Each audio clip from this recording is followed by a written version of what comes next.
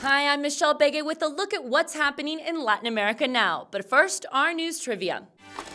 Which country in Latin America and the Caribbean declared a national state of mourning to mark the death of the United Kingdom's Queen Elizabeth?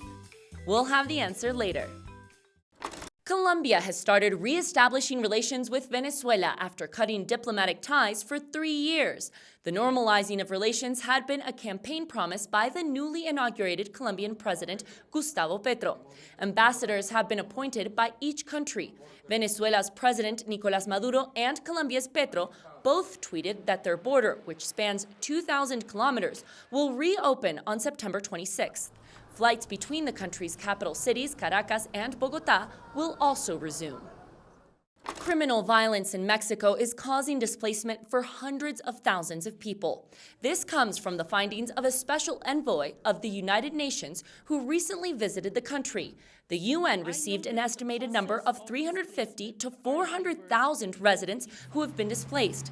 Academics, local authorities, and several organizations provided data to the UN. The mass displacement has mostly been caused by violence associated with organized crime. Issues such as mining and illegal logging are causes as well. It's been a year since El Salvador made Bitcoin legal tender. Citizens say that while 2021 was a good year for the cryptocurrency, the last 5 months have been unsettling as Bitcoin has faced a prolonged decline of its value. El Salvador was the first country in the world to make the cryptocurrency its legal tender alongside the US dollar. The World Bank and the International Monetary Fund had questioned the move and issued a warning about the cryptocurrency's volatility. But President Nayib Bukele believes Bitcoin will ultimately deliver economic benefits. And let's take a look at these indigenous women who are breaking barriers in Bolivia.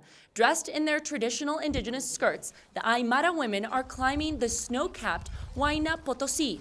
The mountain raises over 6,000 meters above sea level. The climbing Cholitas are campaigning for women's rights by mountaineering. Muchos no les ha gustado cuando nosotros llegábamos. Nos decían, ¿qué están haciendo estas mujeres aquí en la montaña? Ya no va a nevar, ya no va a llover, porque nunca había subido antes una mujer de pollera a Huayna Potosí. Now let's take a look at the stories we're following for next week. Supporters of Argentine Vice President Cristina Kirchner continue to show their loyalty to the scandal-scarred politician. Kirchner survived what is being called an assassination attempt 2 weeks ago outside her home.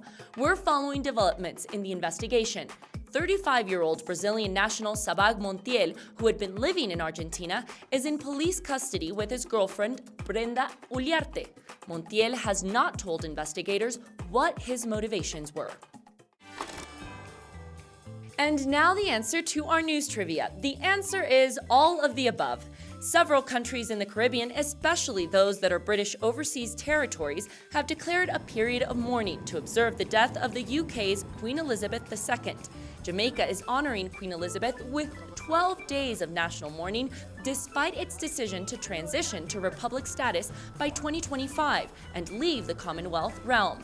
Brazil's President Jair Bolsonaro declared 3 days of public grieving, and Cuba's President Miguel Díaz-Canel announced 1 day of national mourning. Queen Elizabeth's state funeral will be held in London on September 19th. And that's it for this week. We'll see you again soon on Latin America Now.